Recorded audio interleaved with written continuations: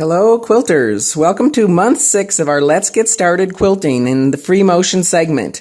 Since we're about halfway through this year, I'm hoping you're starting to feel a little more confident on your quilting techniques and at least getting not so scared about, oh, I can't do that. So we're going to talk about a few tips and tricks that we mentioned initially, and we just want to make sure that you're still using some of these things and getting set up before you start each of your quilting sessions.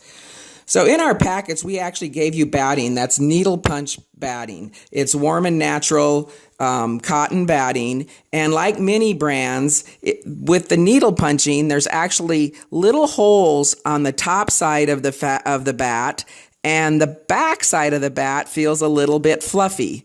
So with that being said, you also want your needle to penetrate from the top side through the back. So is it critical that you definitely turn your batting one way or another? It's not, but this kind of helps in the bearding process, that if some of the bat's going to come back out with your needle, it actually goes through to the back side of the quilt and not to the top of your quilt. So needle holes on the top side, the fluff a little bit on the bottom. When you're spray adhesing, one of the brands that we use is the 505 spray adhesive. We feel it has the least amount of residue on the needles. And what the best technique to do is to always spray your bat, not your fabrics. So we always spray the back side of the bat and lay it to the back side of the quilt sandwich, and then spray the top and lay the top fabric on. So I never really try to do anything that would that I have to spray the fabric itself. It's not a very good idea. We always talk about using the right needle for the right job, and when we're free motion quilting, ruler quilting, any of that, we really recommend that you use a top stitch needle. The eye is larger on a top stitch, so the friction is less. And as far as the sizing, that's going to depend on what your thread weight is. So I'm using a 40 weight polyester thread, and so I have chosen an 80-12 top stitch needle. If I had a 40 weight cotton thread on, similar to King Tut, I might even go up to a 90-14. So the larger the number on the needle, the larger the needle. And so that needs to correspond with the weight of your thread. The heavier the weight of the thread, the larger needle you may need. So always though, for quilting, we do recommend that you use a top stitch. The other thing is you want to make sure, remember, to put your feed dogs down so that you have the least amount of friction against your quilt sandwich.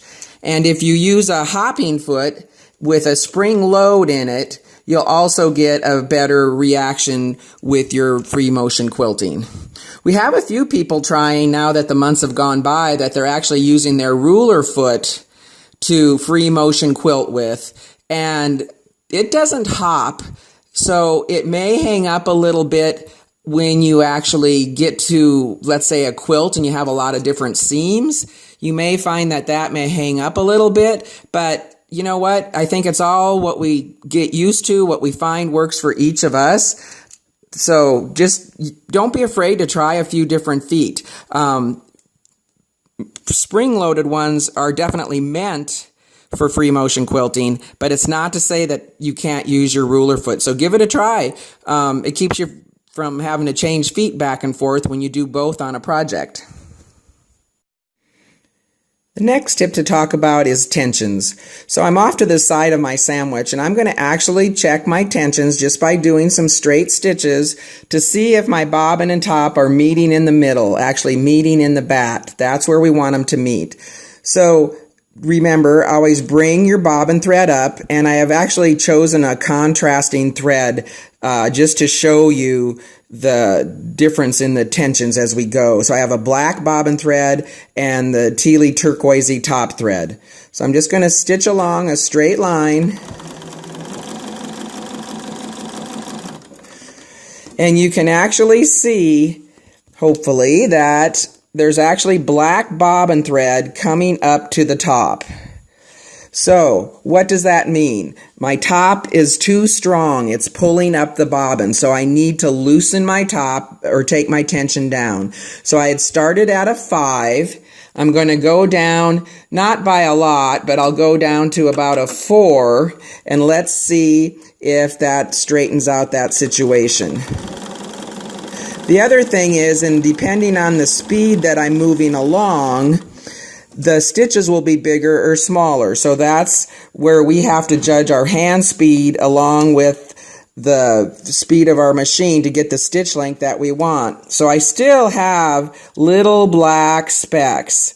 So I know that I need to still continue to loosen my top thread. My bobbin's coming to the top, my top's winning this tug of war, and I want to equal them out. So I'm going to loosen down to about a 3, my top tension. Now everybody's tension numbers are going to be a little bit different. So just because I'm going to a 3 or a 5, whatever, doesn't mean that that's where you will be on your machine. So I'm looking again.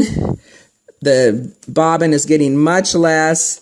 I'm not looping on the back or anything, but I still have a slight ticking going on.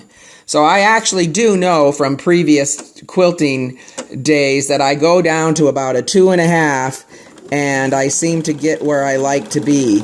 But it's always kind of fun to put a contrasting thread in that bobbin and actually check out your tensions to make sure that your top and bottom are meshing in that back. So it looks pretty good. And on the back, I have no looping. I have no flat lining, which would mean the top wasn't strong enough, that it wasn't bringing the bottom up. So I think we're good. So I'm going to switch out my bobbins and we'll start quilting our project for today.